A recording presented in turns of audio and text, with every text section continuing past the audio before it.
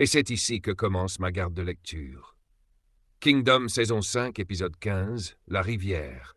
La lumière du matin glisse à peine entre les nuages denses, teintant la rivière d'un gris lourd, menaçant. L'eau semble calme, presque paisible, mais chaque soldat sur la rive sait que c'est un mensonge. Le courant invisible rugit sous la surface. Il est là, impitoyable, affamé. Il attend. N se tient au bord de l'eau, immobile. Son armure brille faiblement, perlée de rosée et de sueur. Son visage est fermé, concentré. Aucun mot ne franchit ses lèvres, mais son regard dit tout. Il comprend le danger. Il l'accepte. À quelques pas derrière lui, Carioten observe. Elle serre les poings, les ongles plantés dans sa paume, l'estomac noué. L'air est chargé d'humidité, saturé d'attente. La tension est si forte qu'aucun oiseau n'ose chanter. Elle s'approche de N, sa voix réduite à un murmure. Ce passage, on ne l'a jamais testé. Sting pense qu'il est viable. Kyokai l'a utilisé autrefois, mais c'est flou. C'est à toi de le prouver. Il incline doucement la tête. Pas besoin de plus. Il sait pourquoi il est là. Pas pour la gloire, pas pour les honneurs. Pour eux, pour l'unité Ishin. Pour la promesse qu'ils se sont faite ensemble, point contre point, la veille au soir. Il retire lentement son plastron, le pose à terre. Le métal claque doucement contre les cailloux mouillés. Il dénoue les sangles de cuir de ses avant-bras, relâche la pression sur ses épaules. Ses muscles se détendent un instant. Puis il ferme les yeux, inspire profondément et avance. Ses bottes s'enfoncent dans la boue visqueuse du rivage. L'eau monte progressivement, chevilles, genoux, hanches. À chaque pas, le froid s'intensifie. Une morsure glaciale qui remonte le long de ses jambes comme un serpent invisible. Quand l'eau atteint son ventre, elle lui coupe le souffle. Et soudain, il plonge. Le monde change. Sous la surface, la lumière disparaît presque complètement.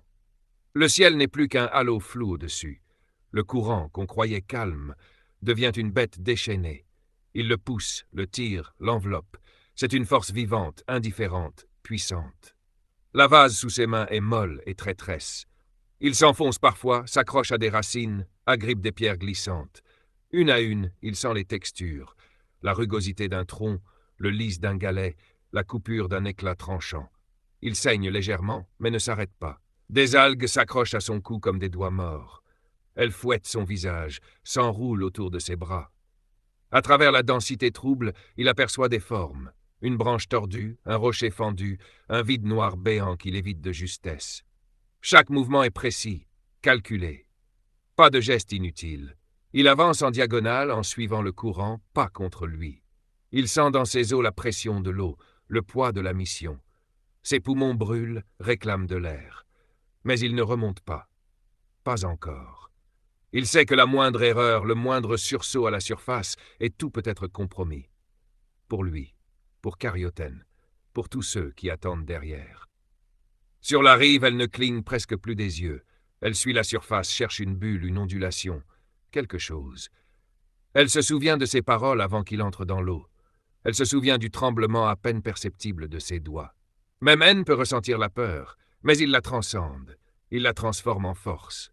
Sous l'eau, le fond commence à remonter. Il le sent d'abord sous ses genoux, puis sous ses paumes. Il sait, c'est maintenant. Il pousse fort avec les jambes, fend l'eau. Ouf. Il émerge. Son souffle est court, contrôlé. Pas un cri, juste un soupir rauque. L'eau ruisselle de son visage, de ses cheveux collés, de son front plissé par l'effort. Il reste à moitié submergé, masqué par les hautes herbes. Son cœur bat à tout rompre, mais son regard reste calme. Puis il lève lentement le bras, 2 doigts vers le ciel, un bras tendu de côté. Le signal. Carioten le voit. Sa gorge se serre, ses yeux brillent, mais elle refuse de flancher. Il l'a fait. Il a traversé. À côté d'elle, un soldat murmure, bouche entr'ouverte. Personne d'autre n'aurait pu, sauf lui. Carioten respire lentement, puis se retourne vers les troupes alignées dans le silence. Elle lève le bras, et sa voix fend l'air comme une lame. Vous l'avez vu. Maintenant, c'est à nous, un par un, en silence. Ce n'est plus juste une traversée, c'est l'ouverture de notre victoire. Et déjà, un premier homme s'avance. Shin et ses hommes avancent vers la rivière. Devant eux, Bataille les observe, un sourire cruel aux lèvres. Vous croyez pouvoir passer par ce chemin? Bande d'abrutis, c'est le piège. L'unité Ishin traverse lentement la rivière, leurs pieds s'enfonçant dans le courant froid. Il dépasse le premier obstacle, le chemin étroit marqué par Sting et Kyokai, mais au-delà, il tombe sur le bassin. Un bassin en forme de U, presque comme un piège naturel. Autour, les troupes de Zhao sont postées en embuscade, flèches prêtes à fuser. Shin serre les dents, fait signe de continuer malgré tout. La pluie de flèches s'abat. « Levez les boucliers, survivez, bloquez tout !» hurle-t-il. Les soldats dressent leurs boucliers, formant un mur mouvant, tandis que les flèches s'écrasent contre eux dans un vacarme assourdissant. Le bassin semble un four d'acier, et pourtant, ils avancent, résolus. Pendant ce temps, Carioten et Sosui glissent dans un passage étroit de la rivière. L'eau les mord, le courant les pousse, mais l'étroitesse ne leur permet de passer qu'en petit nombre. Même là, les tirs de flèches ne cessent pas, rendant chaque pas ardu. « Même s'ils passent, ce ne sera pas suffisant, » murmure Sosui, les yeux plissés vers l'ennemi qui tient la berge. Le relief de la rivière, ses courbes et ses hauteurs, rendent toute attaque frontale presque impossible. Mais Shin sait que c'est le seul moyen. La bataille est lancée, féroce et sans pitié. Bataille scrute le champ de bataille avec une intensité froide. Il remarque que les troupes en première ligne ne sont pas les véritables assaillants. « Attendez, ces soldats en avant ne sont qu'une diversion, » murmure-t-il, le regard perçant. Il ajoute comme pour lui-même, le capitaine adverse est bien là, avec eux. Soudain, un messager haletant arrive en trombe, apportant des nouvelles alarmantes. « Général, nos hommes sur le flanc droit subissent une attaque également. » Bataille fronce les sourcils, conscient que l'ennemi orchestre une manœuvre complexe. À ses côtés, Ryuto, stratège calme et précis, analyse la situation. C'est une feinte. Leur vraie attaque vise le flanc droit. Ils veulent exploiter cette distraction pour frapper là où nous sommes vulnérables. Bataille incline la tête, impressionné par la clairvoyance de Ryuto. « Préparez-vous !» ordonne Bataille d'une voix ferme. « Nous allons écraser la véritable force ennemie avant qu'elle ne touche nos berges. » Les soldats, galvanisés par son commandement, répliquent d'un cri unanime. « Oui, général !» Pendant ce temps, Carioten expose la complexité du terrain à ses officiers. Il rappelle que les deux chemins connus, celui emprunté par Shin et celui par Carioten, ne suffisent pas à assurer la prise des berges. Il révèle qu'un troisième passage, secret et dissimulé, existe. Ce passage, marqué par 3 petites pierres posées comme un signe par Sting avant sa mort, est le chemin que le second capitaine, autrefois hésitant et en manque de confiance, a emprunté. Aujourd'hui, ce lieutenant n'est plus un simple subordonné.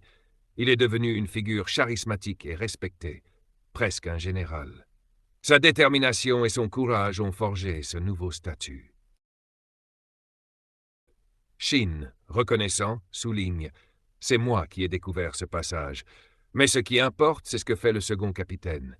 Il agit dans l'ombre, silencieux, mais sa présence est décisive. » Cette révélation résonne parmi les troupes, rappelant que la bataille est un jeu d'ombre où les héros se révèlent parfois dans le silence. Pendant que Shin et ses hommes combattaient sur la berge, dans le tumulte de la bataille, Carioten se tenait un peu en retrait, le regard fixé au loin. Autour d'elle, les cris, les clameurs, les sabres qui s'entrechoquaient, tout semblait étouffé par ce qu'elle revivait dans sa tête. Son esprit était ailleurs, replongé dans cette journée clé, 2 heures avant midi. C'était dans la tente de commandement, juste avant de partir. La carte était étalée sur la table. Des rayons de soleil traversaient la toile. Elle parlait d'une voix basse mais ferme, entourée de Shin et des officiers de l'unité Ishin. Elle leur montrait les 3 chemins possibles pour atteindre la rive opposée. 2 d'entre eux sont trop évidents, trop surveillés. Ce serait du suicide. Son doigt glissa alors vers un point étroit, à peine visible sur la carte. Celui-là, il est presque infranchissable. Un gouffre, une rivière sauvage, au courant si violent qu'ils peuvent briser un homme en 2. Mais c'est parce que c'est impossible que c'est notre chance. Les autres avaient eu un moment d'hésitation. Même Shin avait froncé les sourcils. Elle savait qu'il réfléchissait à tout ce que cela impliquerait. Mais il avait fini par hocher la tête, et ils avaient tenté. Dans le souvenir de Carioten, la scène était encore nette. Le froid de l'eau, l'éclat du soleil, les visages inquiets. N'avait été le premier à partir. Il s'était avancé dans l'eau, la corde nouée autour de sa taille, et sans un mot, il avait plongé. Le courant l'avait malmené comme une feuille dans une tempête. On ne le voyait presque plus, mais il avait tenu bon. Et il était arrivé, haletant, blessé, mais vivant. Il avait fixé la corde sur un rocher de l'autre côté, un point d'ancrage pour les autres. Alors, un à un, les soldats avaient commencé à traverser. Le courant les battait, les frappait, le froid les paralysait, les cris fusaient, certains faiblissaient, hésitaient. Un jeune soldat s'était arrêté net au bord de l'eau, les mains tremblantes sur la corde. « Je peux pas, je vais me noyer. » Sa voix n'était qu'un souffle. C'est alors que Biro s'était avancé. Il avait posé sa main sur l'épaule du garçon et d'une voix calme, presque douce, il avait dit « Tu peux le faire. Regarde là-bas. N'est arrivé. On est là tous ensemble. Ce n'est pas l'eau qui décidera pour toi. C'est ton choix. Vas-y, un pas à la fois. » Le garçon avait levé les yeux, et ce regard-là, Carioten s'en souvenait parfaitement. C'était un mélange de peur et de courage pur. Il avait hoché la tête, agrippé la corde et s'était lancé dans la rivière, porté par les mots de Biro. D'autres l'avaient suivi, l'un après l'autre, chacun tirant l'autre, chacun poussé par cette volonté brûlante de ne pas abandonner. Et là, dans le présent, alors que la bataille faisait rage autour d'elle, Carioten revint à elle. Son regard croisa celui de Shin, à quelques pas, le bouclier levé pour dévier les flèches. Elle sut qu'il se souvenait aussi. Ce passage-là, cette traversée, c'était plus qu'un exploit. C'était le cœur de leur stratégie, le moment où tout avait changé. Et même maintenant, pendant qu'ils se battaient de toute leur force, ce souvenir continuait de les porter. Parce qu'ils avaient traversé l'impossible. Parce qu'ils savaient pourquoi ils se battaient. Et c'est ici que se termine ma garde de lecture.